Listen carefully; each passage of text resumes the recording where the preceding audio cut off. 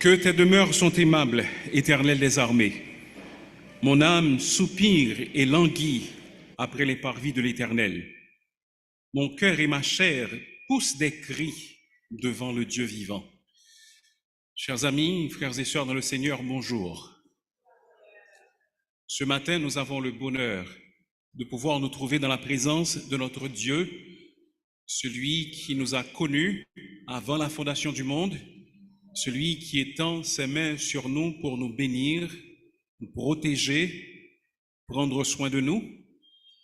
Et c'est avec raison que nous devons l'exalter et le louer, lui rendre le culte qui lui est raisonnable. Adorons ensemble le Seigneur. Notre frère Kanti Aurélien nous conduira dans le culte de ce matin. Nous servons un grand Dieu, un Dieu merveilleux, un Dieu saint. Mettons-nous debout pour que nous puissions adorer le Seigneur en esprit et en vérité. Nous allons entonner « Venez, cœur souffrant et meurtri, au médecin de l'âme ».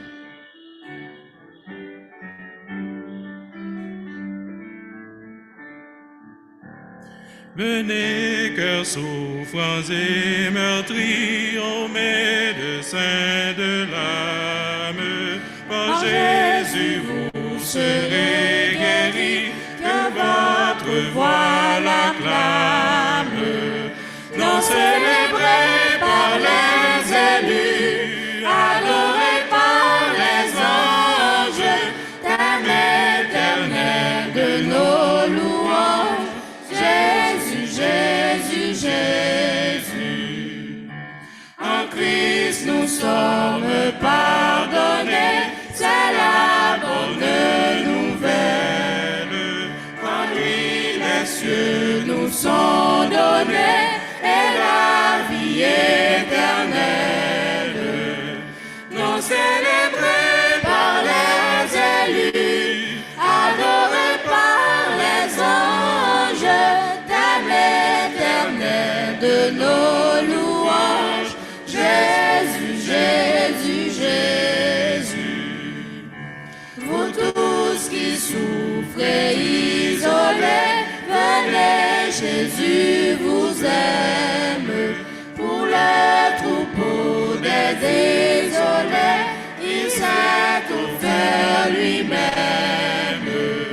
Non célébré par les élus, adoré par les anges, thème éternel de nos louanges, Jésus, Jésus, Jésus.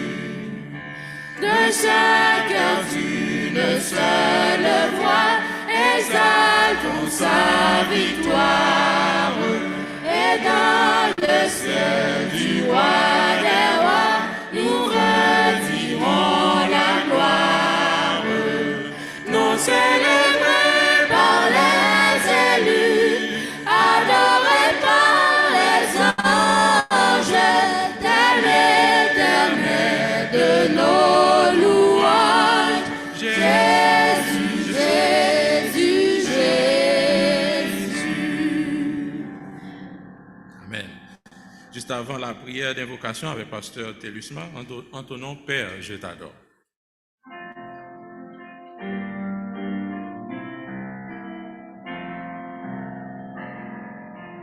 Père, je t'adore, je te donne ma vie, je t'aime tant. Jésus, je t'adore.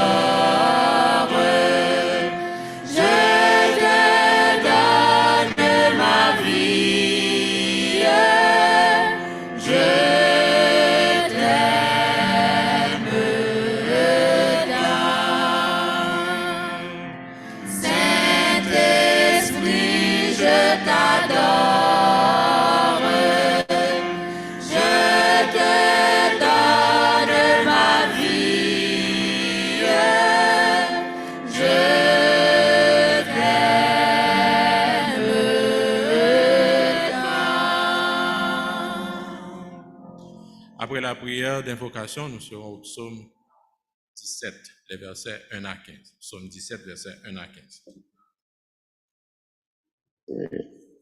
Ô Seigneur, nous sommes contents d'être en ta présence ce matin. Mais lorsque nous pensons à notre nature pécheresse, qui nous pousse parfois à faire des choix qui sont contraires à ta volonté, nous nous sentons indignes devant toi. Mais nous te remercions parce que tu nous as donné Jésus-Christ, qui nous a donné sa justice, qui nous a couverts de sa justice. Merci Seigneur pour le privilège de te servir, le privilège de te louer et de t'adorer. Nous n'aimerions pas qu'il y ait des choses dans notre vie qui nous empêchent de t'adresser des mots de louange et d'action de grâce. C'est la raison pour laquelle, en vertu du sang de notre Seigneur Jésus-Christ, nous te demandons de nous pardonner, de nous purifier de toute iniquité. Seigneur, permets que nous trouvions une parole d'encouragement au cours de ce culte d'adoration. Certains d'entre nous sont venus avec des questions auxquelles ils n'ont pas de réponse. Certains ont la tristesse au cœur. Certains sont découragés. Utilise ce culte d'adoration, Seigneur, pour nous fortifier, pour nous parler et pour nous aider à mieux vivre pour toi. Que ton nom soit béni parmi nous ce matin, Seigneur. Nous te demandons cela au nom de Jésus, ton Fils, lui qui vit et qui règne au siècle des siècles. Amen.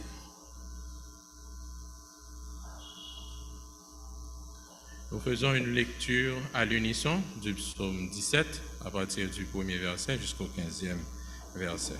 Psaume 17, les versets 1 à 15, nous faisons une lecture à l'unisson.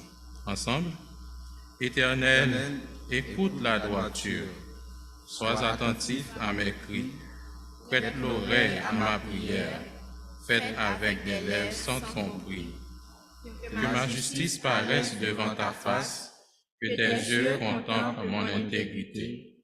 Si tu sondes mon cœur, si tu le visites la nuit, si tu m'éprouves, tu ne trouveras rien. Ma pensée n'est pas autre que ce qui sort de ma bouche. À la vue des actions des hommes, fidèle à la parole de tes lèvres, je me tiens en garde contre la voix des violents.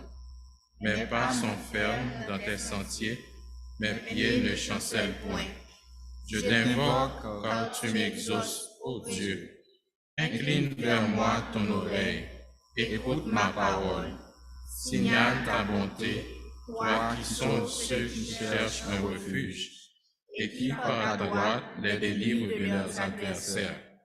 Garde-moi comme la prunelle de l'œil. Protège-moi à l'ombre de tes ailes. Contre les méchants qui me persécutent, contre les ennemis acharnés qui m'enveloppent. Ils ferment leurs entrailles, ils ont à la bouche des paroles hautaines. Ils sont sur nos pas, déjà ils nous entourent. Ils nous épient pour nous terrasser. On dirait un lion avide de déchirer, un lionceau aux aguets dans son repère. Lève-toi, Éternel, marche à sa rencontre envers ce lieu. Délivre-moi du méchant par ton glaive. Délivre-moi des hommes par ta main, l'Éternel, des hommes de ce monde. Leur part est dans la vie, et tu remplis leur ventre de tes biens. Leurs enfants sont rassasiés, et ils laissent leur superflu à leurs petits-enfants. Pour moi, dans mon innocence, je verrai ta face, dès le réveil, je me rassasierai de ton image. Amen. Parole du Seigneur. Juste avant de vous asseoir, saluons-nous les uns les autres. Dire à la personne que vous êtes contente et de la voir avec vous, pour que ensemble nous puissions adorer le Seigneur.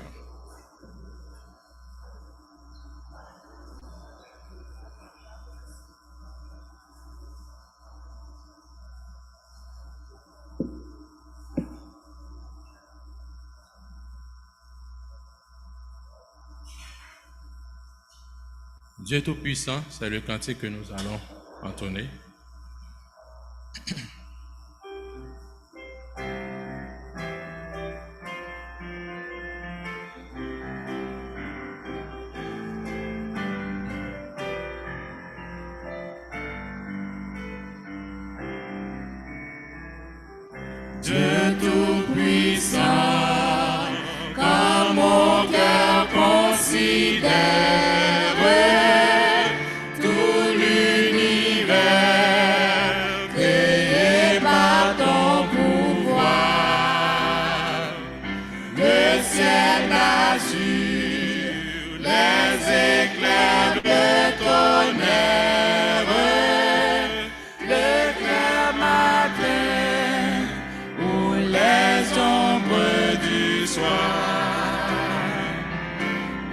tout mon être, alors se lève un chant de tout-puissant,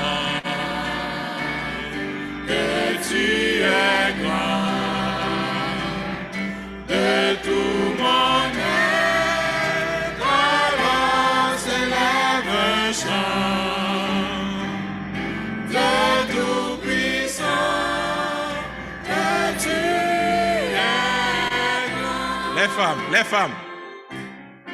Par les bois ou la forêt profonde, j'entends tous les oiseaux chanter. Quand sur les monts, la source avait son onde, livres et filles, son chant doux et léger.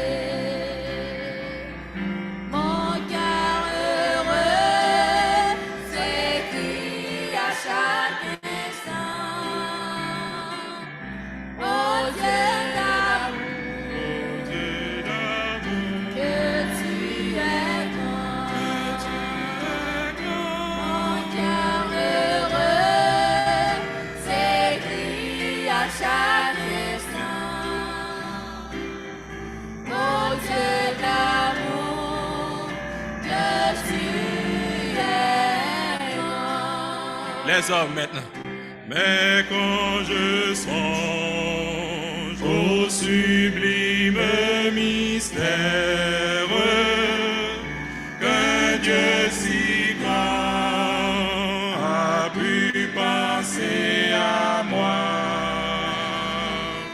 que son cher Fils est devenu mon frère et que je suis l'héritier du grand roi.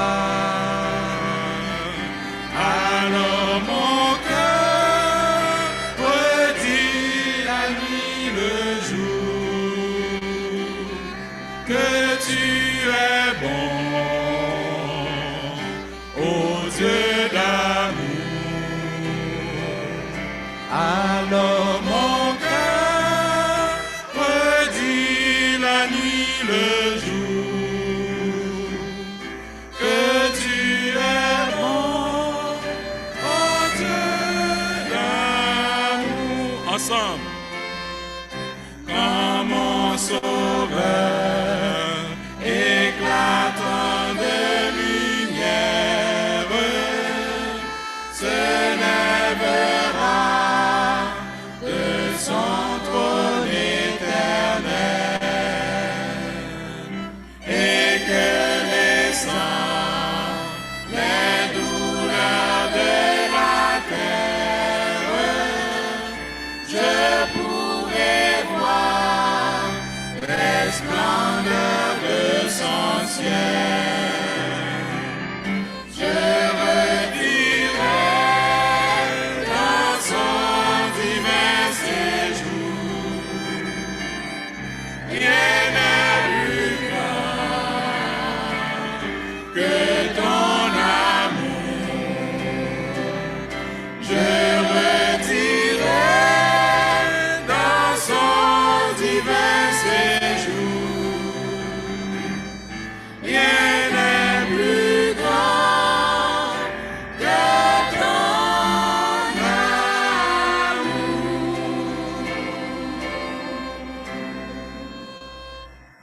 Amen. Oui, rien n'est plus grand que l'amour de notre Seigneur. Entonnons à présent, Jésus quitta le trône de son Père.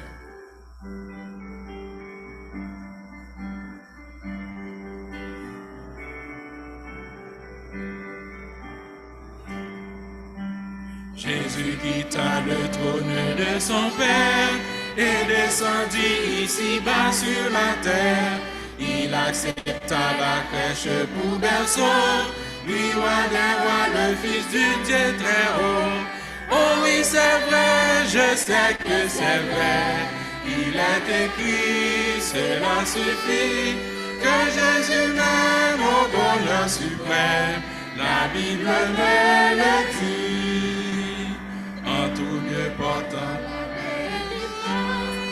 faisant le bien, guérissant la souffrance, il pardonnait aux pécheurs repentants, il bénissait jusqu'au petit enfant. Oh oui, c'est vrai, je sais que c'est vrai, il est écrit, cela suffit, que Jésus m'aime au bonheur suprême, la Bible me le dit. Il fut cloué sur la croix méprisable, lui juste et saint mourut pour moi coupable. Pour me sauver, son sang fut répandu. C'est pourquoi j'aime le Seigneur Jésus. Oh oui, c'est vrai, je sais que c'est vrai. Il est écrit, cela suffit, que Jésus m'aime au bonheur suprême. La Bible me le dit. Plus que vainqueur, il sortit de la tombe. Gloire à l'agneau divin, sauveur du monde. Il règne au ciel, intercède pour moi. Et vient bientôt me chercher, je le crois. Oh oui, c'est vrai, je sais que c'est vrai. Il est écrit, cela suffit, que Jésus m'aime au bonheur suprême. La Bible me le dit. Amen. Oui, notre Seigneur viendra bientôt nous chercher. Et c'est vrai, je sais que c'est vrai parce que la Bible nous le dit. Amen. Nous invitons maintenant notre frère Mésalus Émile. C'est lui qui va faire les annonces et ce matin. Notre diacre Émile Mésalus dans les annonces. Merci.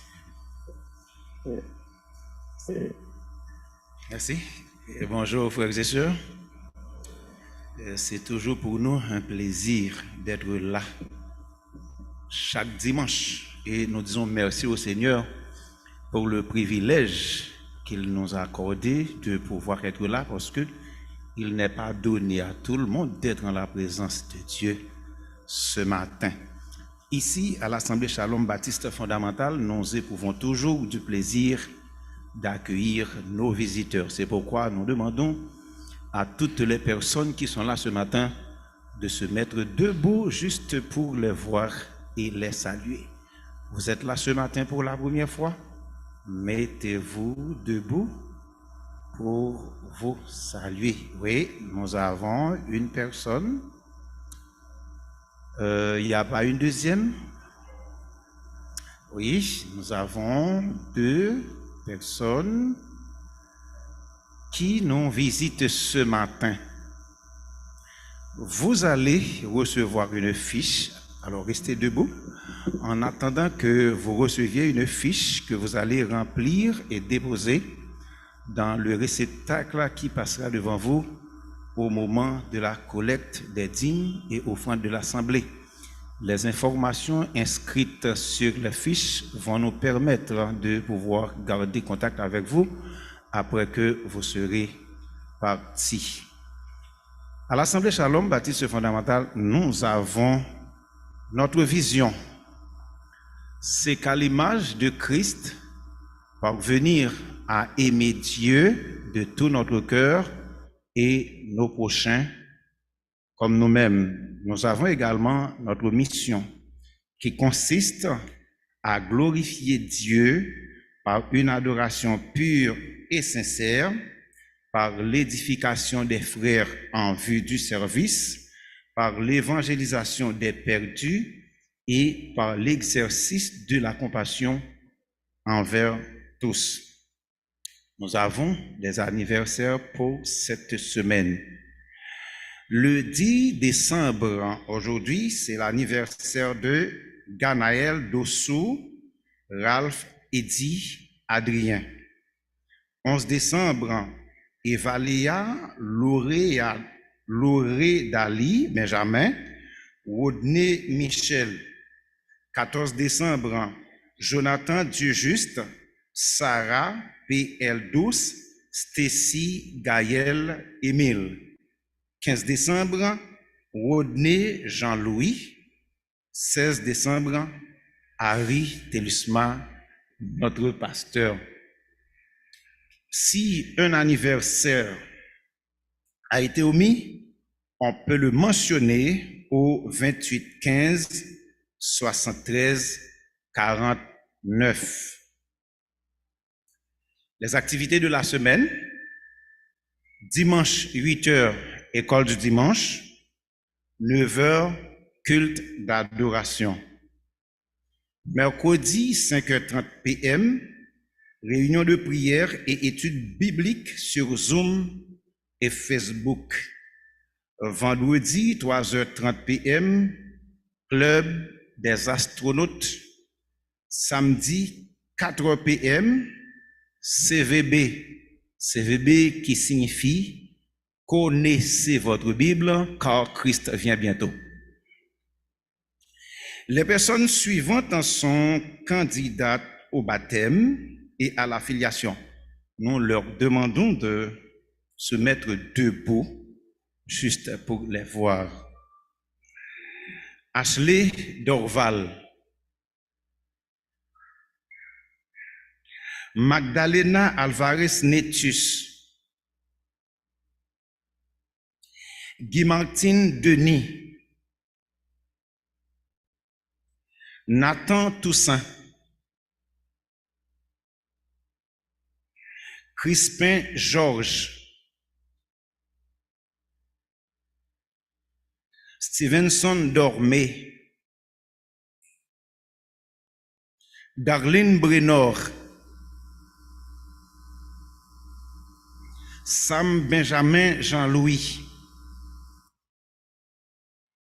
Steve Zachoua Bernard, Noémie Hippolyte, Naomi Hippolyte, Patrick Hippolyte, Marie-Thérèse Bijou, Yoram Sephora César, Jefti Paul Saint-Val, et enfin Woji Chavan. Une belle équipe qui va nous rejoindre en tant que membre. Merci. Ok, vous pouvez vous rasseoir. Un banc de mariage.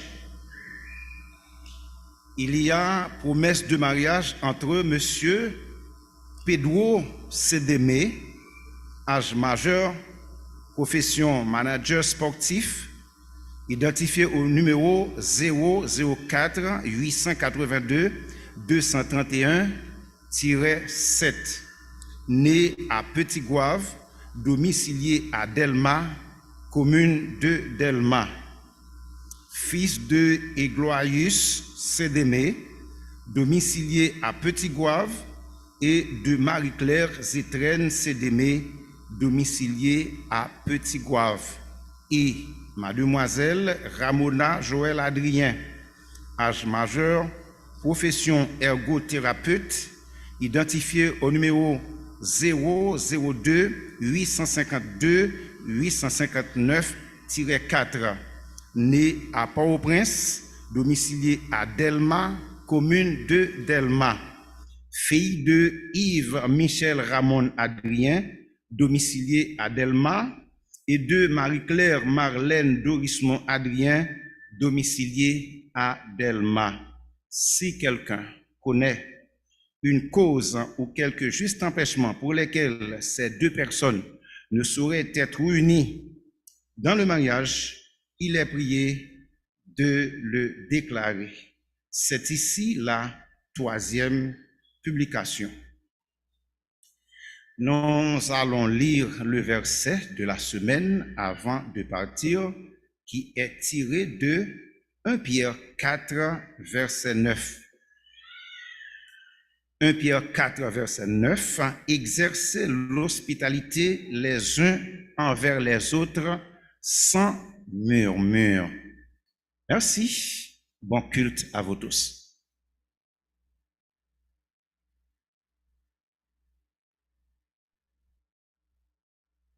Nous avons eu un premier tour concernant les concours de texte et concours d'interprétation de chants de Noël. C'était samedi dernier. Et nous rappelons que dimanche prochain, le 17 décembre, nous aurons un deuxième tour de concours d'interprétation de textes de Noël et de textes. Donc, ce sera dans l'après-midi. Donc, les concernés, préparez-vous pour participer au deuxième. C'est après le culte. Merci. Et rappelons-nous, il y a un événement spécial le 24, le gala de Noël. Nous serons, où ça? Au paradis? Oui. Est-ce que vous avez déjà vos codes? Très bien, oui. Je me sens qu'il y a moins de temps. Donc, nous avons préparé pour. Donc, il y a acheté 4 pour que nous soyons capables là. Et dimanche 24, quand c'est à 2000 gouttes seulement. Les huissiers sont priés de s'avancer pour la collecte des dîmes et des offrandes de l'Assemblée.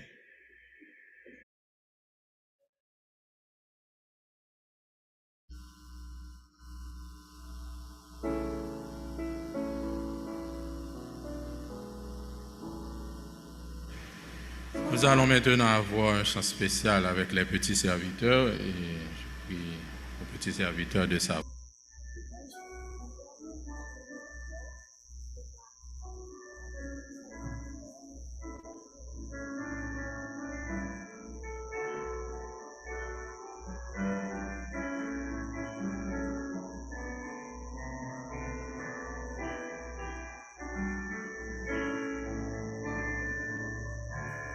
Le peuple qui marchait dans les ténèbres a vu une grande lumière. Pour ceux qui vivaient dans le nord complet, la clarté du jour s'est mise à briller. Qui marchait dans les sauvages, sans fardeau, sans volet, le bateau brisé et le feu brûlé.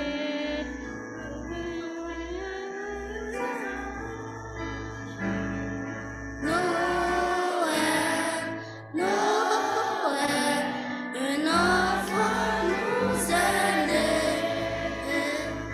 Noël, Noël, le Fils de Dieu nous est donné. A briller dans les ténèbres, la nuit ne l'a pas reconnu. Mais ceux qui ont cru, ceux-là ont reçu le pouvoir de devenir ses enfants. Noël, Noël, un enfant nous est né. Noël, Noël, le Fils de Dieu nous est donné. Noël, un enfant nous est né. Noël,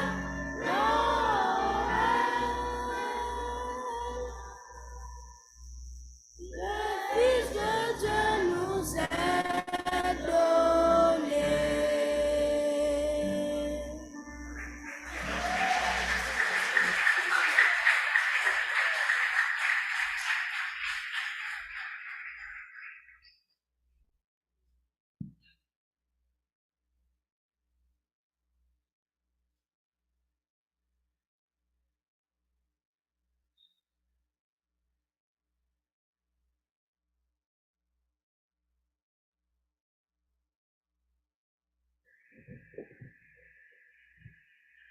Je vous invite à passer un moment dans la prière.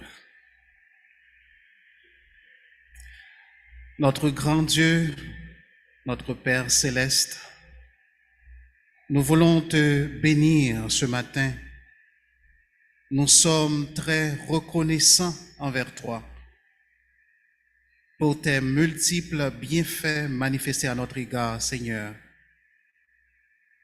Si nous sommes encore vivants, si nous avons le privilège d'être ensemble ce matin ici, c'est parce que tu es celui qui nous soutient, nous protège et nous garde. Notre Dieu, nous vivons dans un monde qui est si troublé, un monde qui est bouleversé par la guerre, l'insécurité, la misère, la pauvreté. Mais Seigneur, tu as les yeux sur chacun de nous. Tu ne nous laisses jamais et tu nous le promets dans ta parole que tu ne vas pas nous laisser, tu ne vas pas nous abandonner. Tu es avec nous jusqu'à la fin du monde. Merci de nous donner cette garantie. Nous sommes en train au cours de ce mois, en train de célébrer la Noël qui nous rappelle la naissance de notre Seigneur Jésus-Christ. Aide-nous, Seigneur, à comprendre à quel point tu nous aimes et tu nous as donné l'essentiel, ton Fils Jésus-Christ. Aide-nous à comprendre, Seigneur, que tu es le Dieu d'amour. Aide-nous aussi à comprendre que nous devons t'aimer en retour de tout notre cœur et nous devons aussi aimer nos prochains comme nous-mêmes. Seigneur, nous prions que tu aides ton Église à progresser dans la foi. Oui, il est vrai que le monde est en train de sombrer dans le désespoir, mais nous prions que tu nous aides, Seigneur, à garder la foi. Aide-nous à ne pas perdre de vue la mission que tu nous as confiée, celle de faire des disciples pour toi. Et tu ne vas pas changer cette mission, Seigneur, que tu nous as donnée. Aide-nous à l'accomplir, peu importe la circonstance dans laquelle nous nous trouvons. Seigneur, nous voulons implorer ta grâce et ta faveur sur les membres de notre assemblée. Seigneur, nous voulons te prier pour ceux qui sont malades parmi nous. Nous prions que tu les touches et que tu les guérisses. Ceux qui ont des difficultés économiques, qui ne peuvent pas répondre aux besoins de leurs enfants, de leur famille, nous prions que tu pourvoies à leurs besoins.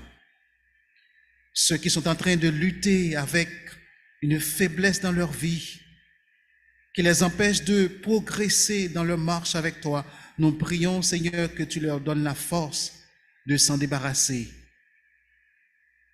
Nous prions pour les jeunes qui vont prendre l'engagement de se marier. Nous te demandons, Seigneur, de les bénir, de bénir leur mariage et permettre que leur mariage devienne une source de bénédiction pour ton Église, Seigneur. Il y a tellement de mariages qui ont bien commencé, mais malheureusement, qui ont mal terminé. Seigneur, que ta main soit sur ces jeunes qui vont prendre l'engagement bientôt. Nous pensons à notre sœur Ramona, nous pensons à notre frère Evans Metellus. Nous te demandons d'être avec ces jeunes et de les bénir de façon spéciale. Seigneur, nous prions également pour les femmes parmi nous qui portent un bébé. Nous te demandons de permettre à ce qu'elles fassent une bonne couche. Nous prions pour celles qui attendent encore impatiemment un bébé. Nous avons la conviction que c'est toi qui donnes des enfants. Nous te demandons, Seigneur, de jeter un regard favorable sur les couples mariés qui attendent un bébé. Seigneur, nous voulons te prier pour notre cher Haïti, notre pays. Nous voyons que la situation va de mal en pis. Nous voyons que ceux qui font le mal, ils se sentent de plus en plus confortables. Nous voyons que la justice de notre pays se dégrade de jour en jour. S'il te plaît, Seigneur, nous prions que tu fasses ton intervention pour que tes enfants connaissent des jours meilleurs. Nous te demandons de toucher les cœurs de ceux qui font le mal, de ceux qui pratiquent la violence et qui mettent des familles dans des situations très difficiles. Il y a des familles qui sont obligées de laisser leur maison, qui sont obligées d'aller trouver une autre maison. Nous te demandons, Seigneur, de toucher les cœurs de ces personnes qui font le mal et de les aider, Seigneur, à se tourner vers toi. Nous prions pour les dirigeants. Nous te demandons, Seigneur, de les guider dans les décisions qu'ils prennent. Permets que ces décisions contribuent à l'avancement de cette nation, de notre pays. Nous prions également, Seigneur, pour la paix dans le monde. Beaucoup de gens meurent à cause de la guerre. S'il te plaît, Seigneur, permets que les dirigeants de ces nations comprennent que la guerre ne va pas contribuer au bien-être de leur peuple. Seigneur, merci pour le privilège que tu nous donnes en Haïti de pouvoir te louer en toute liberté. Aide-nous à profiter de ce privilège, de cette opportunité, pour que nous puissions te servir et servir les autres. Nous te remettons notre Église, les activités qui sont en perspective pour la fin de cette année. Nous te demandons d'être avec nous, Seigneur, et de permettre à ce que nous progressions de jour en jour, que nous soyons plus forts en tant qu'assemblée. Nous prions que tu nous fortifies, que tu nous aides à nous aimer les uns les autres. Nous prions pour les membres, les nouveaux membres que nous allons accueillir. Permets que ces nouveaux membres soient des bénédictions pour ton Église. Permets qu'ils soient consacrés à toi et permets qu'ils restent attachés à toi, Seigneur. Dans quelques instants, nous aurons à écouter ta parole. Tu vas encore nous parler ce matin. Ouvre notre cœur pour recevoir cette parole. Et encore une fois, Seigneur, aide-nous à être prêts à l'appliquer dans notre vie pour que nous soyons spirituellement forts et que nous puissions ressembler à ton Fils Jésus-Christ. C'est en son nom que nous te demandons ces choses, lui qui vit et qui règne au siècle des siècles. Amen.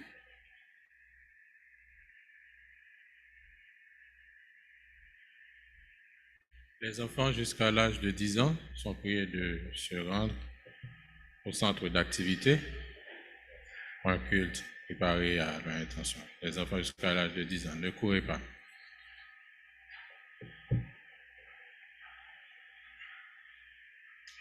Nous invitons à présent notre frère Malherbe Scholl.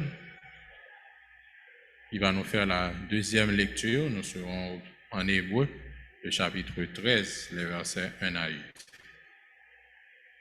Notre frère Malherbe Scholl, deuxième lecture, hébreu 13, versets 1 à 8.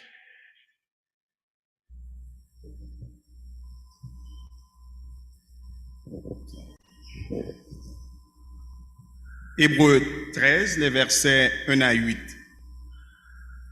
Hébreu 13 et les versets 1 à 8.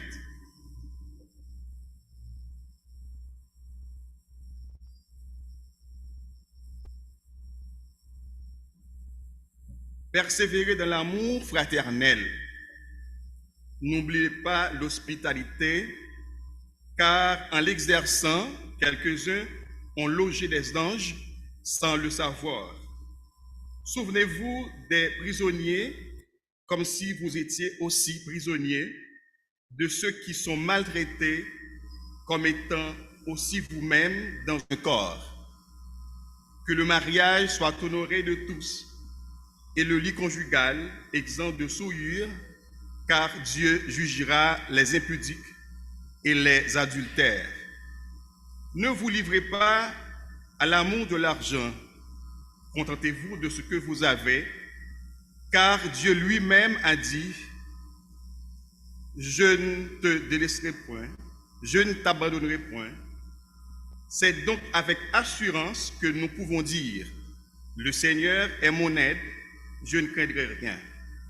Que peut me faire un homme? » Souvenez-vous de vos conducteurs qui vous ont annoncé la parole de Dieu. Considérez qu'elle a été la fin de leur vie et imitez leur foi. Jésus-Christ est le même hier, aujourd'hui et éternellement. Parole du Seigneur.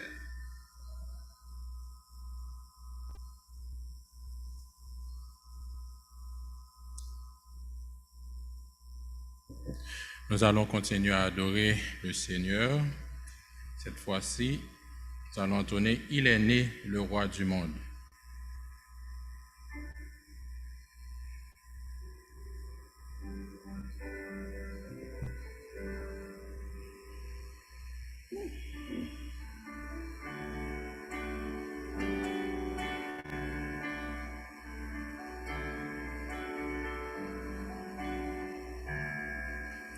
Il est né le roi du monde, le Christ le libérateur, que la terre au ciel réponde d'une voix de même cœur. Dans les tables misérables, contemplez nouveau-né à la terre, au mystère, Dieu lui-même s'est donné. À tes pieds, roi sans couronne, Jésus nous courbons nos fronts, car ta chair pour nous un trône. C'est là que nous t'adorons. Dans les tables misérables, contemplez ce nouveau-né à la terre, au mystère, Dieu lui-même s'est donné. En notre âme vient renaître, ô Christ, la soif de toi, elle veut t'avoir pour maître, un enfant glorieux roi.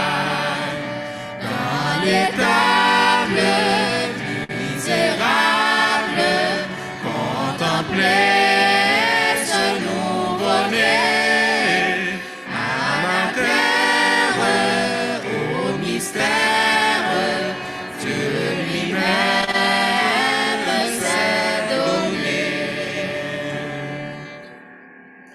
avant d'avoir la prédication avec pasteur Jean-Maxime Pierre-Pierre, mettons-nous debout, d'avoir entonné « Yon vie pour Jésus ». Nous avons chanté au début « Venez, cœur souffrant, vous serez guéris ». Eh bien, nous connaissons Jésus maintenant, à nous garder pour nous, « Yon vie pour Jésus », ça veut dire. À nous prêter attention à la parole cantique ça.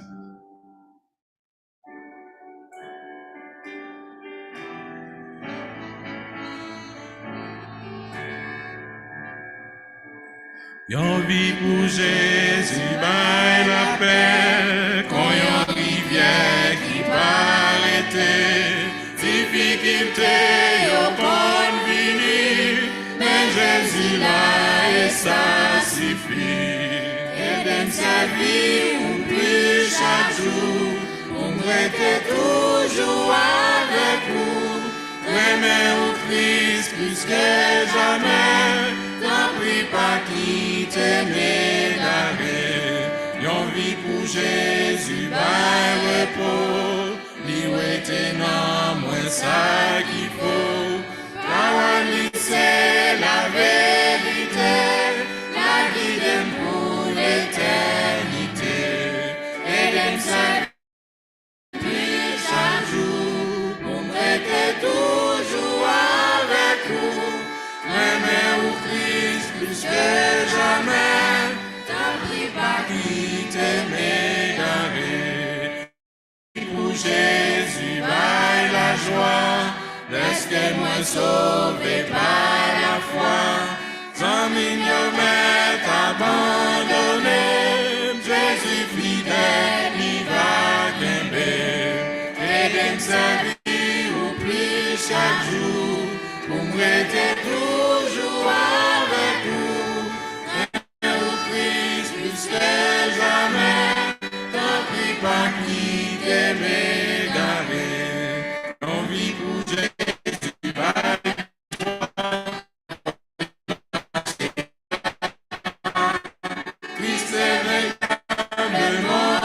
chair, pour nier à moins plus que vainqueur. Et même servir ou plus chaque jour, pour me que toujours avec vous. L'aimer au Christ plus que jamais, t'en prie pas quitter m'égarer. Il y a envie pour Jésus qui s'albaye? La paix, oui, le repos, victoire. Très bien. Ok, vous pouvez vous asseoir.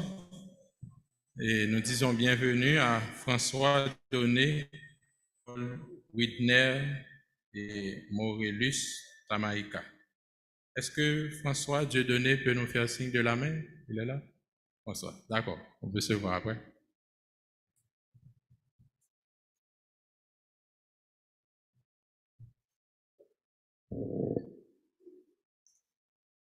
Bonjour une fois de plus, frères et sœurs.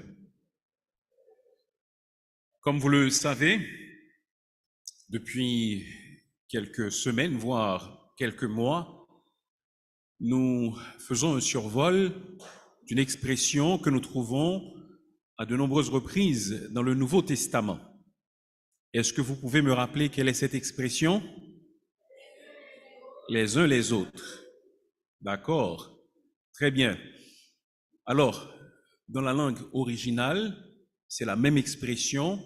Cependant, en français, on est obligé de traduire parfois les uns envers les autres, les uns aux autres, etc. Alors, aujourd'hui, je vous invite à lire avec moi deux passages. Le premier se trouve en Matthieu, chapitre 25, du verset 31 au verset 40, puis 1 Pierre, chapitre 4, verset 9. D'abord, Matthieu, chapitre 25.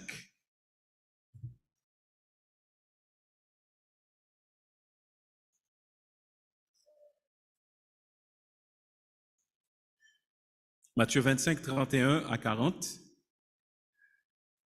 Lorsque le Fils de l'homme viendra dans sa gloire, avec tous les anges, il s'assiera sur le trône de sa gloire. Toutes les nations seront assemblées devant lui.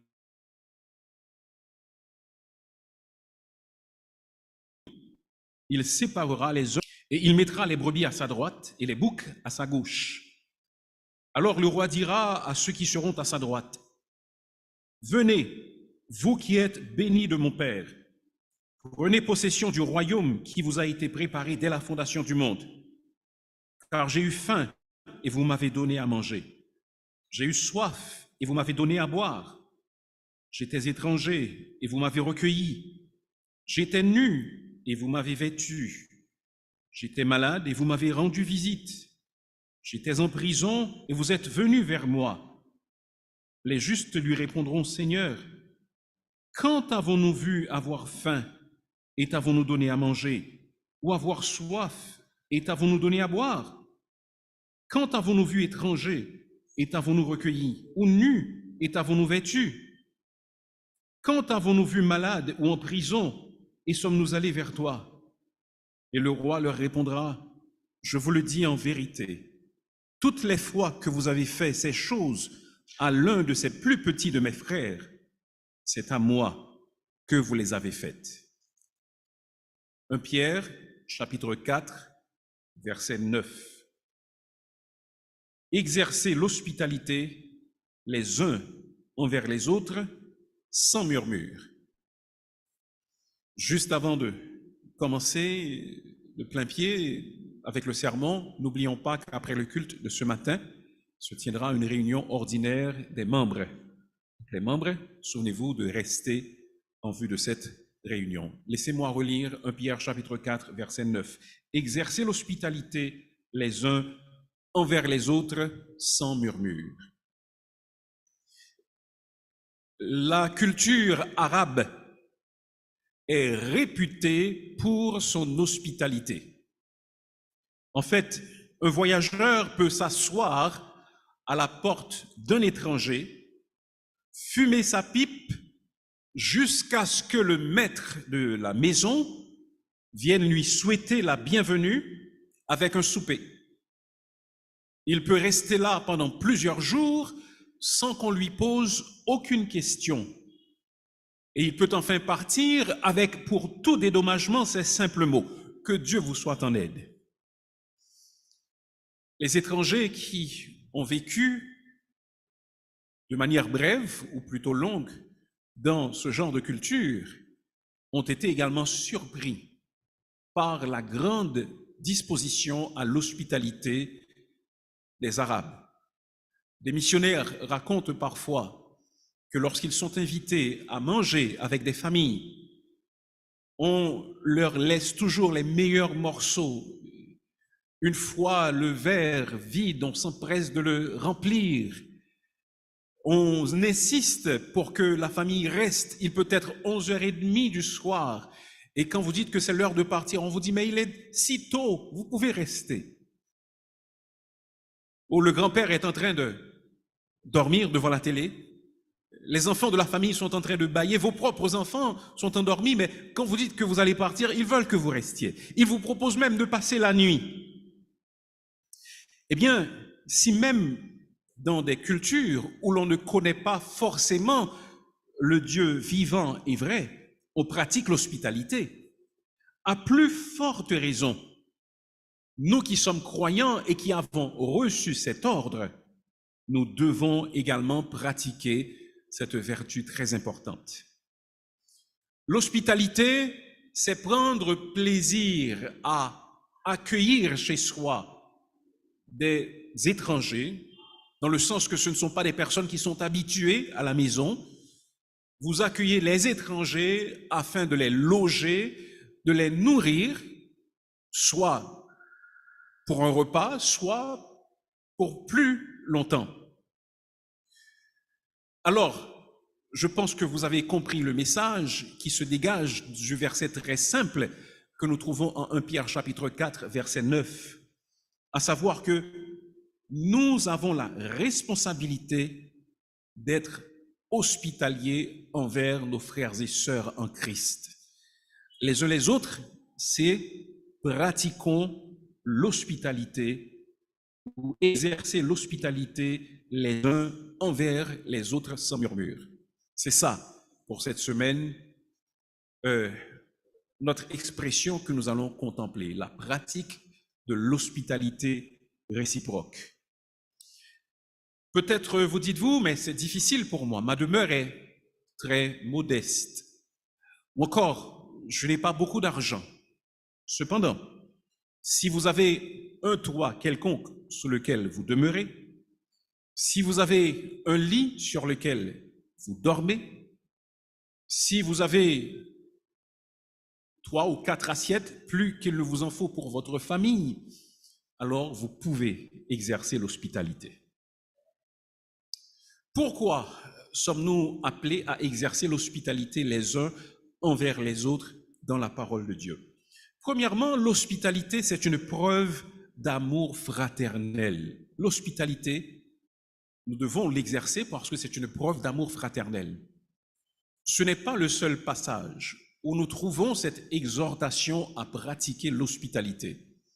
Dans certains passages, le mot est mentionné. Dans d'autres passages, le mot n'est pas mentionné, mais l'idée de l'hospitalité est très claire. Et je vous invite à regarder brièvement avec moi quelques passages où nous trouvons le concept de l'hospitalité dans le contexte de l'amour fraternel. Regardons d'abord Romains chapitre 12, versets 9 et 10. Nous allons regarder brièvement ces versets aujourd'hui. Romains 12, versets 9 et 10. Voici ce que nous lisons. Que l'amour soit sans hypocrisie. Ayez le mal en horreur, attachez-vous fortement au bien, par amour fraternel, soyez pleins d'affection les uns pour les autres. Ayez, par honneur, usé de prévenance réciproque. Verset 12 ou verset 13, pourvoyez aux besoins des saints, exercez l'hospitalité. Vous voyez les versets qui précèdent parlent de l'amour fraternel et ensuite on mentionne l'hospitalité dans ce même contexte. Regardons un autre passage. C'est dans le texte qui a été lu ce matin, la seconde lecture, en Hébreux, chapitre 13, et regardons les versets 1 et 2 d'Hébreux, chapitre 13. Voici ce que nous lisons.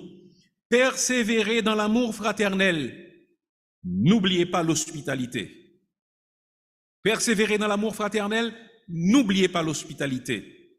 Donc vous voyez encore l'association très étroite qui existe entre l'amour fraternel et l'hospitalité.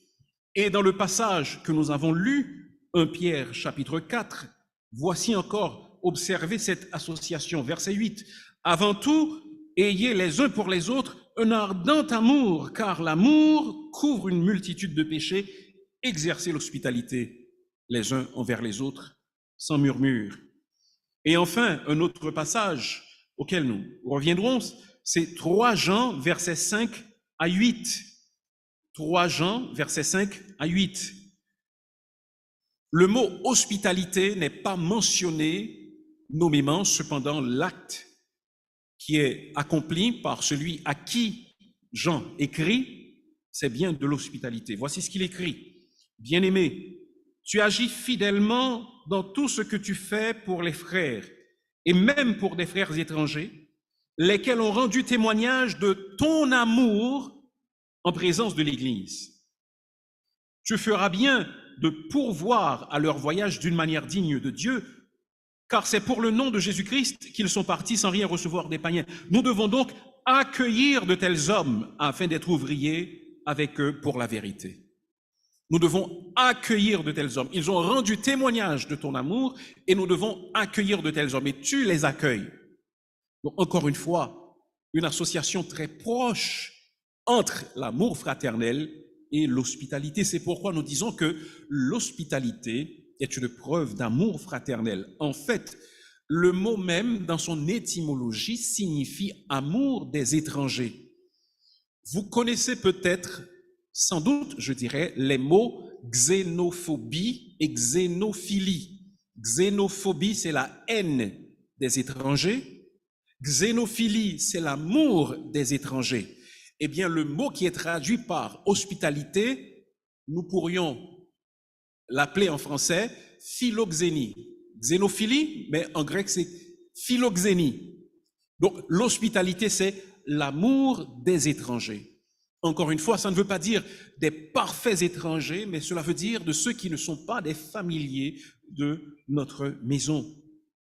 Ainsi, frères et sœurs, notre maison doit être toujours ouverte aux frères et sœurs, dans la foi, bien sûr, aux amis.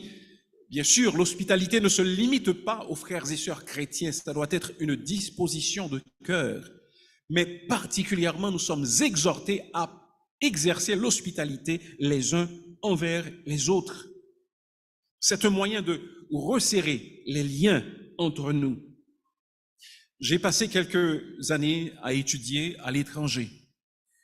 Et jusqu'à présent, parmi les amis avec lesquels je garde un contact plus serré, ou moins relâché que les autres, parce que les contacts après plus de 30 ans, cela s'effrite un peu, eh bien, ce sont ceux qui, à un moment de la durée, m'avaient invité à passer quelques jours chez eux. Ceux dont j'avais joui de l'hospitalité. Donc, nous sommes encouragés d'exercer cette vertu. Et ce n'est pas par hasard que lorsque quelqu'un exerce envers nous l'hospitalité, nous continuons à garder des liens plus serrés avec cette personne. L'hospitalité, c'est l'amour en action et en vérité.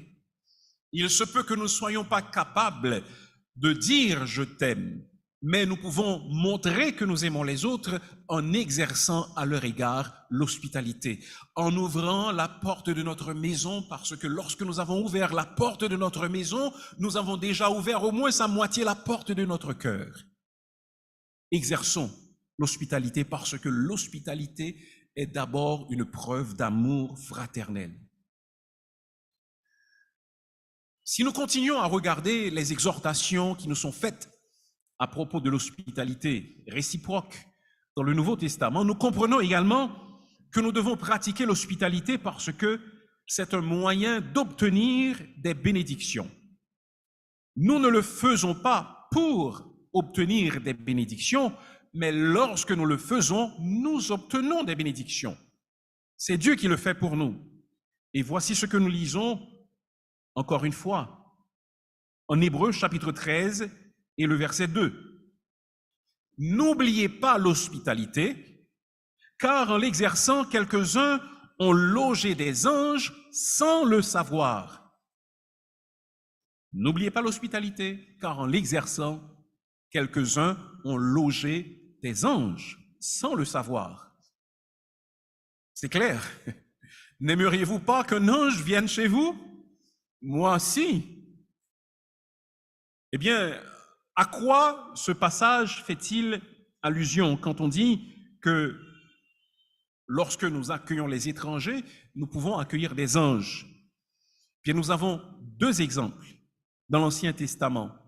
Et c'est certainement à ces deux exemples que l'auteur de l'Épître aux Hébreux fait référence. Premièrement, Abraham.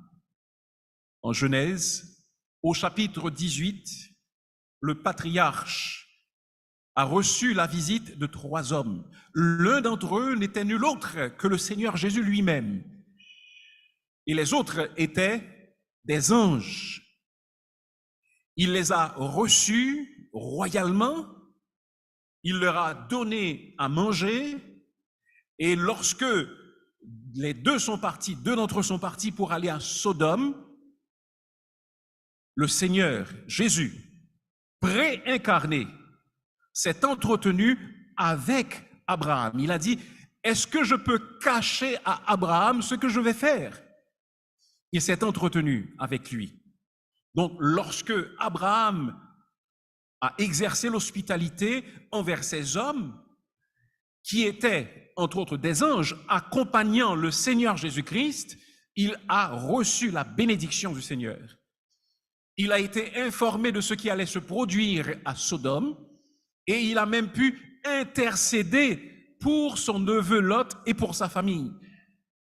Et grâce à son intercession, entre autres, Lot a pu avoir la vie sauve de manière momentanée avec sa femme, parce que cette dernière a péri, et avec ses 2 filles. Il a reçu des anges sans le savoir.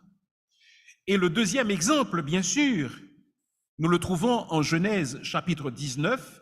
Il s'agit justement de Lot lui-même, le neveu d'Abraham. Lorsque les 2 anges sont entrés dans la ville, Lot les a vus. Il ne savait pas qu'ils étaient des anges. Il a insisté pour leur offrir l'hospitalité parce que ces hommes comptaient dormir à ciel ouvert. Et il a ouvert sa maison à ces hommes et plus tard, il s'est rendu compte qu'ils étaient des anges. Vous vous souvenez, vous devriez vous souvenir de l'histoire parce que nous en avons parlé il y a quelques mois de cela. Les hommes de la ville sont venus pour abuser sexuellement de ce qu'ils croyaient être des anges. Ils ont été frappés d'aveuglement. Et ces anges ont insisté pour que Lot sorte de la ville avec sa famille. Et c'est grâce à eux qu'il a pu avoir la vie sauve. Donc voilà, Lot a reçu des anges sans le savoir et il a reçu la vie. Il a eu la vie sauve grâce à l'intervention de ces créatures divines. Donc, lorsque nous exerçons l'hospitalité, parfois, nous recevons des personnes d'une grande dignité. Nous ne nous attendons pas aujourd'hui à recevoir la visite d'un ange littéral nécessairement. Cependant, Dieu peut envoyer vers nous, dans notre foyer, dans notre maison, des personnages éminents et qui peuvent nous apporter des bénédictions. Nous avons d'autres exemples dans la Bible, et particulièrement dans l'Ancien Testament. Il ne s'agissait pas d'anges, mais il s'agissait d'hommes de Dieu qui ont amené avec eux la bénédiction à celles qui les avaient accueillis. Le premier exemple auquel nous pouvons penser, c'est celui d'Élie. Élie était au torrent de Kérit, où Dieu lui donnait à boire et lui envoyait à manger par des corbeaux. Lorsque le torrent a tari, alors Dieu a ordonné à Élie de se rendre vers une femme veuve qui vivait à Sarepta. Il avait ordonné à cette femme de nourrir Élie, de l'accueillir en quelque sorte. Et lorsqu'Élie se rend chez cette veuve, elle lui demande à boire, ce qu'elle fait. Il lui demande à boire, et ensuite il lui demande si elle a de quoi manger. Elle dit, tout ce que j'ai, c'est un peu de farine dans un pot et un peu d'huile dans une cruche. Je m'apprêtais à rassembler quelques morceaux de bois pour mettre à cuire la farine avec de l'huile, pour manger de cela avec mon fils et attendre la mort. Alors Élie lui dit, d'accord, tu vas prendre la farine et l'huile, tu vas préparer à manger et tu vas me donner à manger d'abord. Combien d'entre vous auraient accepté cela? Mais Élie lui dit, Dieu m'a fait savoir que la farine ne finira point et que l'huile ne tarira point jusqu'au jour où il y aura encore de la nourriture. Et cette femme donna à manger à Élie. Et vous savez qu'elle a reçu la bénédiction de Dieu à cause de cela. Deuxièmement, Élisée. Élisée, c'était le successeur d'Élie. Lui également, il jouit de l'hospitalité d'une femme qui était une Sunamite. Cette femme recevait Élisée chez elle et, de concert avec son mari, elle a bâti et meublé une chambre haute pour pouvoir accueillir Élisée lorsqu'il passerait. Alors, un jour, Élisée a demandé à son serviteur, mais qu'est-ce que tu penses que je pourrais faire pour cette femme? Alors, ils se sont rendus compte que cette femme n'avait pas de fils. Alors, Élisée a appelé cette femme et lui a dit, l'année prochaine, à pareille heure, quoique son mari fût vieux, il lui dit, tu auras un fils. Et elle reçut véritablement ce fils conformément à la promesse qu'Élisée lui avait faite. Donc voyez-vous, lorsque nous exerçons l'hospitalité d'une manière ou d'une autre, nous recevons des bienfaits, nous recevons des bénédictions de la part de Dieu. Peut-être que ce ne sera pas de l'argent, peut-être que ce ne sera pas un enfant comme pour cette femme. Peut-être que ce ne sera pas la vie sauve, mais d'une manière ou d'une autre, nous pouvons profiter lorsque nous exerçons l'hospitalité. Très souvent, j'ai entendu des gens qui se sont consacrés au travail missionnaire dire que l'une des influences qu'ils ont subies et qui les a portés à choisir cette vocation, c'étaient les missionnaires que leurs parents accueillaient chez eux lorsqu'ils étaient enfants. Je ne sais pas si vous comprenez. Les missionnaires venaient, ils racontaient leurs histoires, et ces enfants qui peut-être paraissaient inattentifs étaient profondément influencés par la visite de ces missionnaires. Et plus tard, ils ont voulu devenir également, eux, des missionnaires. N'est-ce pas une grande bénédiction? Nous ne savons pas sous quelle forme Dieu nous enverra sa bénédiction.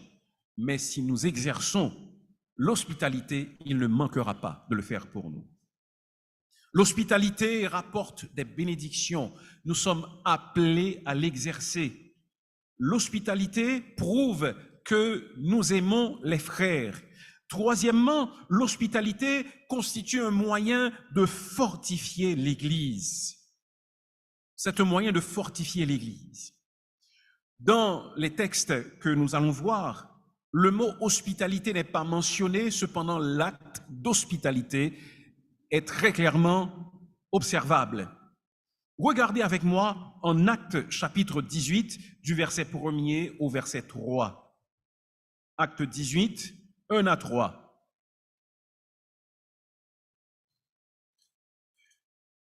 Là, nous lisons, « Après cela, Paul partit d'Athènes et se rendit à Corinthe. Il y trouva un juif nommé Aquilas, originaire du Pont, récemment arrivé d'Italie avec sa femme Priscille, parce que Claude avait ordonné à tous les Juifs de sortir de Rome. Il se lia avec eux, et comme il avait le même métier, il demeura chez eux, et y travailla. Il fabriquait des tentes. Aquilas et Priscille ont offert l'hospitalité à l'apôtre Paul.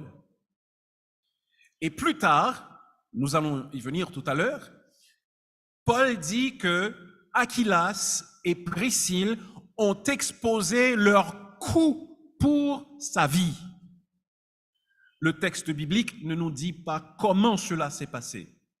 Cependant, lorsque nous lisons le reste du chapitre d'Actes 18, nous comprenons qu'à plusieurs reprises, la vie de Paul avait été en danger. Peut-être c'est à l'une de ces occasions qu'Aquilas et Priscille se sont exposés pour défendre même la vie de l'apôtre. Mais ce n'est pas seulement avec Paul que ce couple a exercé ce ministère d'hospitalité. Lisons un petit peu plus bas au verset 26 d'Actes chapitre 18, même chapitre. Il s'agit d'Apollos, un homme éloquent qui connaissait partiellement les Écritures, qui ne les connaissait pas tout à fait. Apollos, lisons-nous au verset 26, se mit à parler librement dans la synagogue. Aquilas et Priscille, l'ayant entendu, le prirent avec eux et lui exposèrent plus exactement la voix de Dieu. Ils lui exposèrent plus exactement la voix de Dieu après l'avoir pris avec eux. Donc là encore, ils ont exercé l'hospitalité envers Apollos. Eh bien, lorsque l'apôtre Paul écrit plus tard aux Romains, il demande qu'on salue Aquilas et Priscille et l'Église qui est dans leur maison.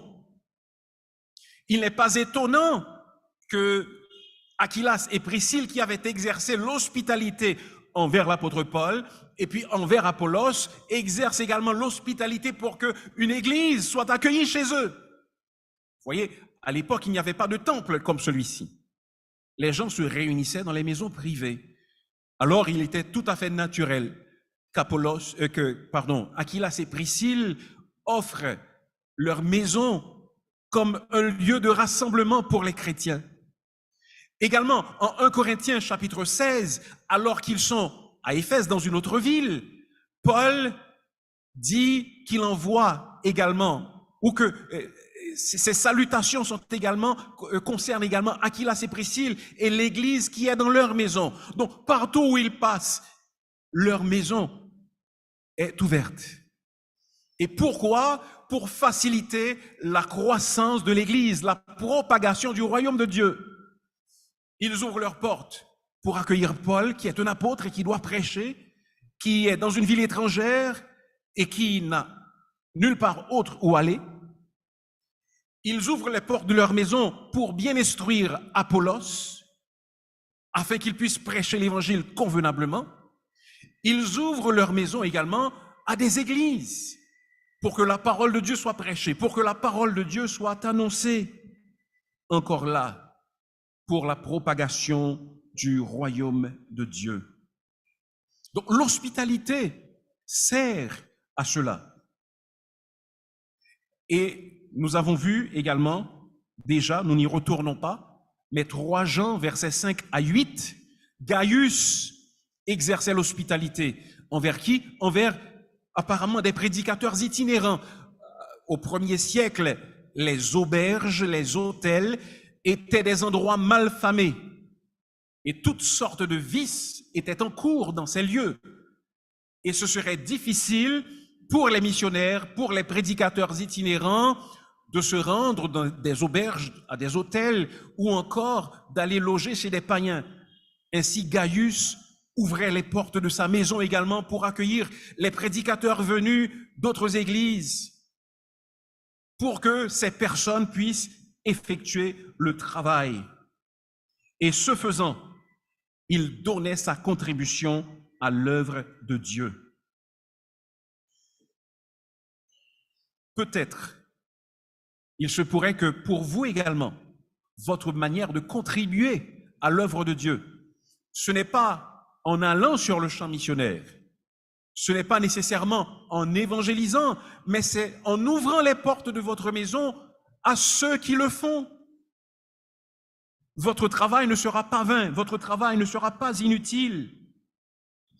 Dans les années 1955, un pasteur, philosophe et sa femme ont ouvert leur chalet. C'est le pasteur Francis Schaeffer et sa femme Edith Schaeffer. Ils vivaient dans les Alpes suisses et ils ont décidé d'ouvrir leur maison. Ils ont appelé ce lieu l'abri. L'abri. C'était un lieu où n'importe qui pouvait se rendre, pourvu que cette personne se posait des questions sérieuses à propos de l'existence. Eh bien, vous êtes le bienvenu. Peu importe la couleur de sa peau, peu importe sa condition de vie, cette personne était accueillie. Et Edith Schaeffer était une excellente cuisinière, une excellente hôtesse. Et sa main,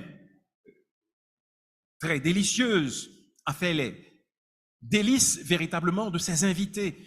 Et beaucoup de personnes sont venues. Et ce ministère a eu tellement de succès qu'il s'est étendu à plusieurs autres pays. Aujourd'hui, cela existe encore et cela s'est étendu. Bien sûr, les fondateurs sont morts depuis quelque temps. Edith est morte il y a de cela 10 ans et Francis Schaeffer est mort en 1984. Mais leur travail continue au Brésil, en Afrique du Sud, aux États-Unis. Il y a de ces maisons qui sont ouvertes où l'on peut se livrer à une vie communautaire, travailler. Et les dimanches, c'est comme un grand culte qui a lieu, où l'on est instruit dans la parole de Dieu. Chaque soir, il y a ces temps de discussion, ces échanges autour de la parole de Dieu. Donc, grâce à l'hospitalité, ces gens sont en train de construire et de fortifier l'Église.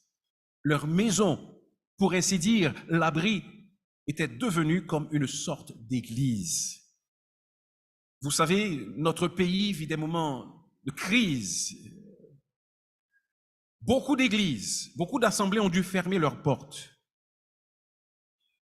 Est-ce que Dieu ne pourrait pas vous appeler à ouvrir les portes de votre maison pour que des frères s'y réunissent? C'est possible. Peut-être dites-vous, mais c'est difficile. Je n'ai pas suffisamment d'argent et ça va peut-être me causer des problèmes. D'accord, on comprend.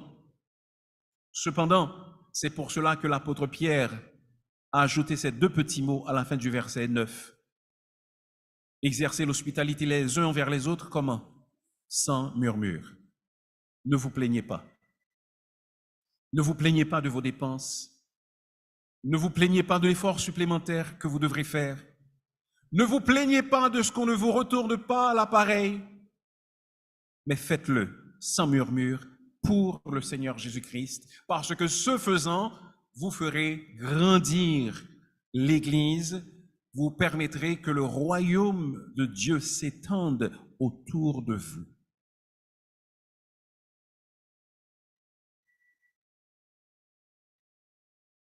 Nous sommes appelés à être hospitaliers envers nos frères et sœurs en Jésus-Christ.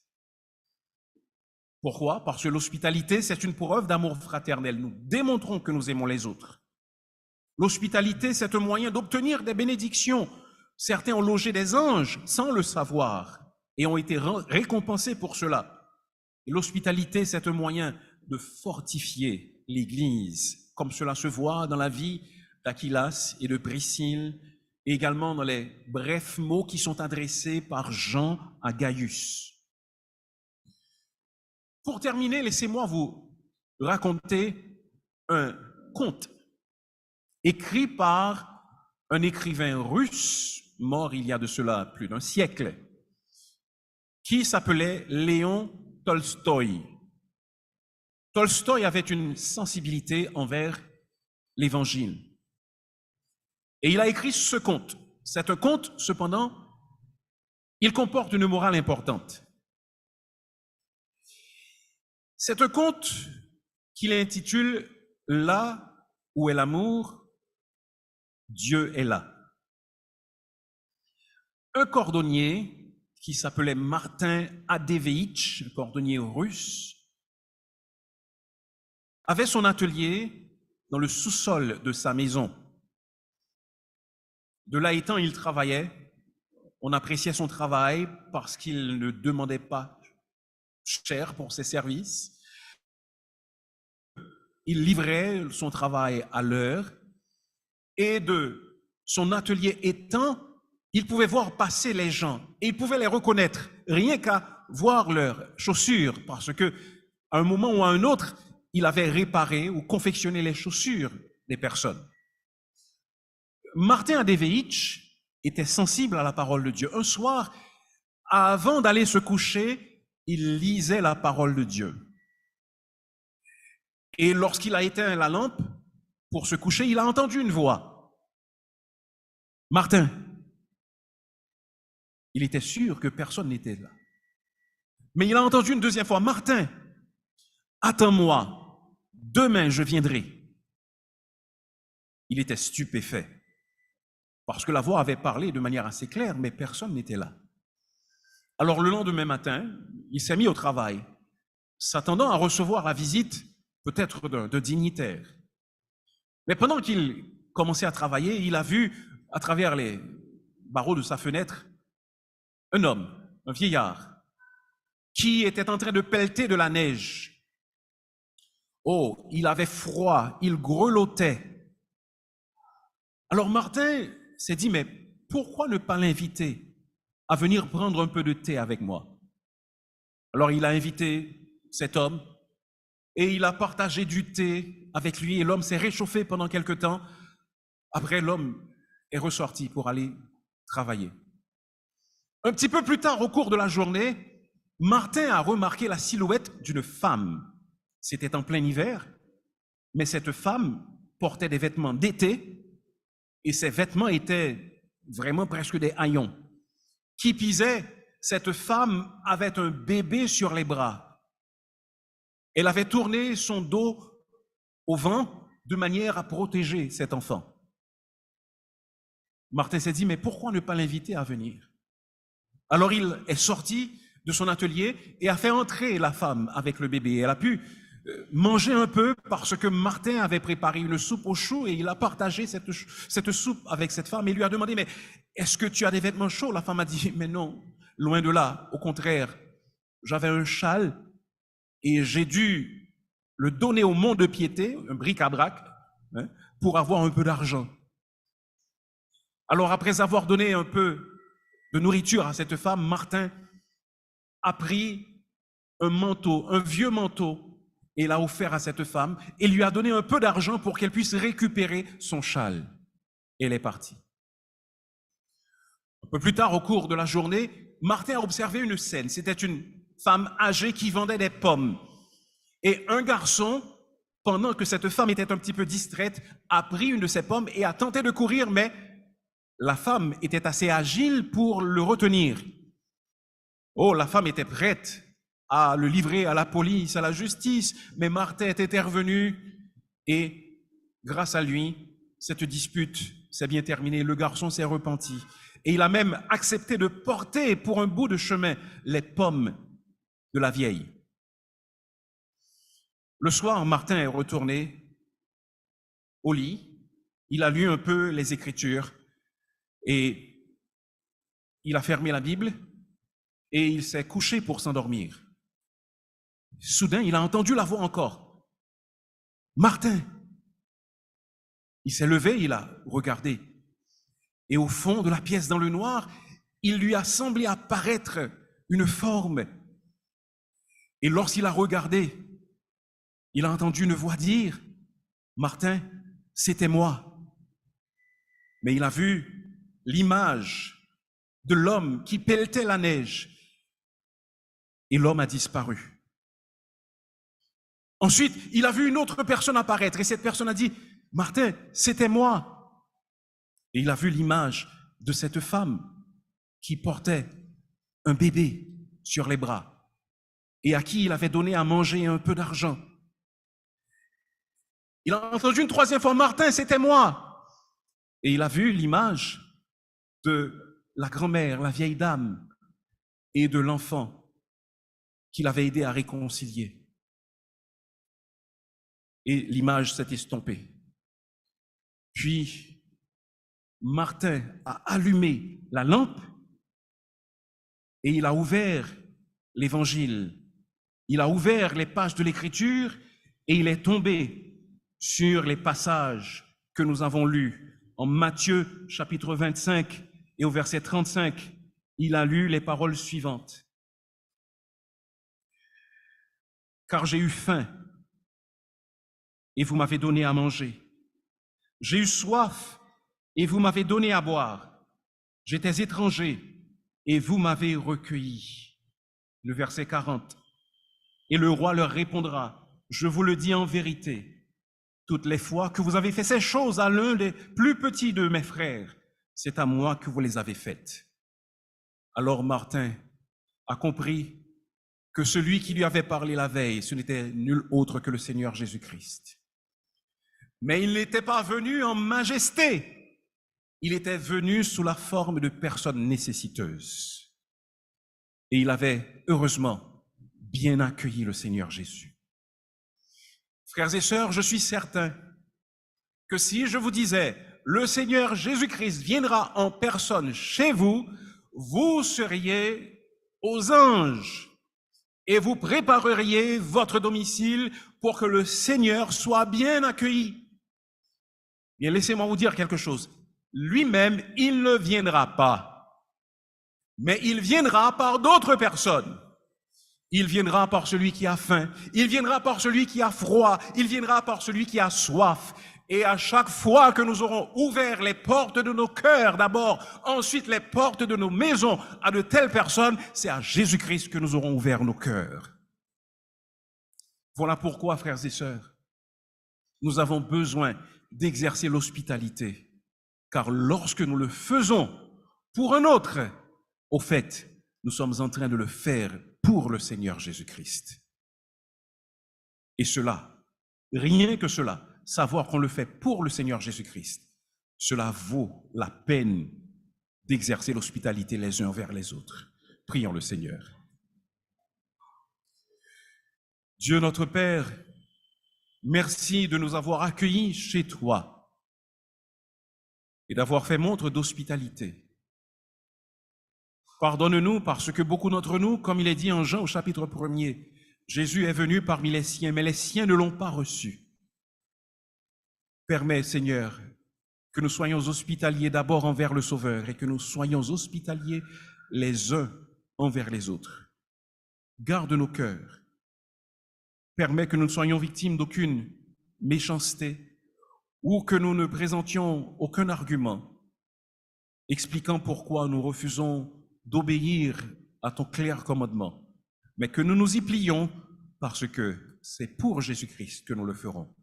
En son nom, nous te le demandons. Amen.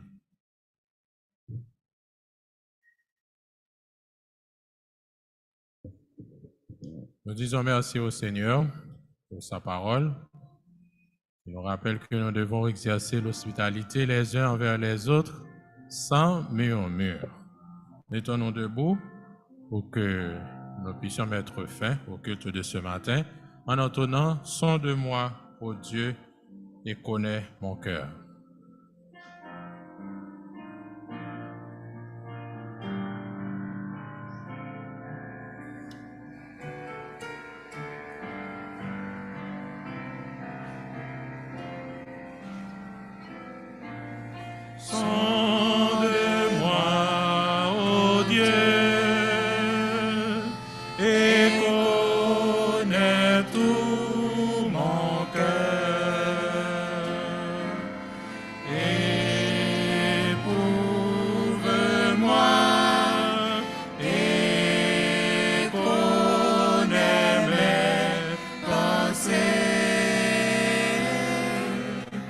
Change aujourd'hui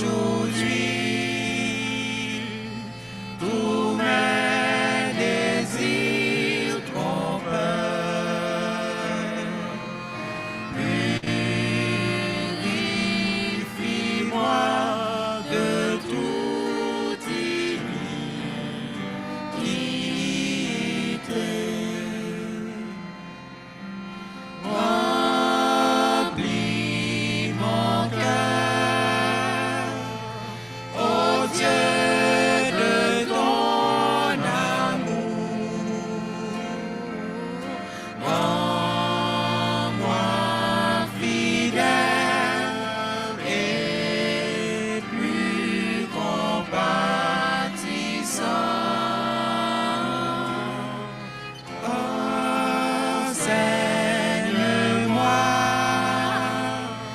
Seigneur, de jour en jour.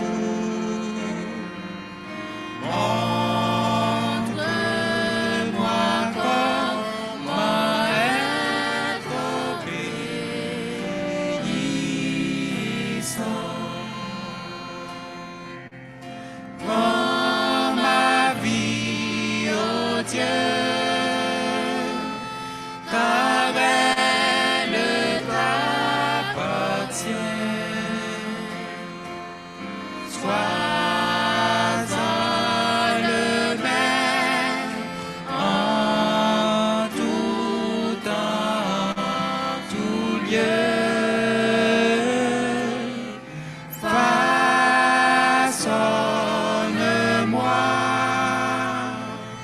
car je suis l'un des tiens. Fais de ma vie ce que tu veux, ô Dieu. Recevons à présent la bénédiction avec notre pasteur Jean-Maxime Pierre-Pierre.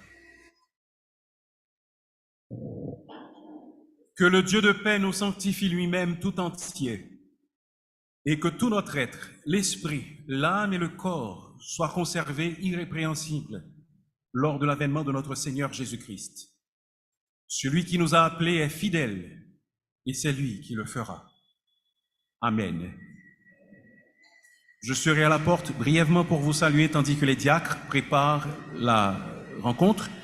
N'oubliez pas, nous commençons dans quelques minutes. Dès que vous aurez entendu les premières notes d'un chant, cela veut dire que vous auriez déjà dû être là au moins une minute à l'avance.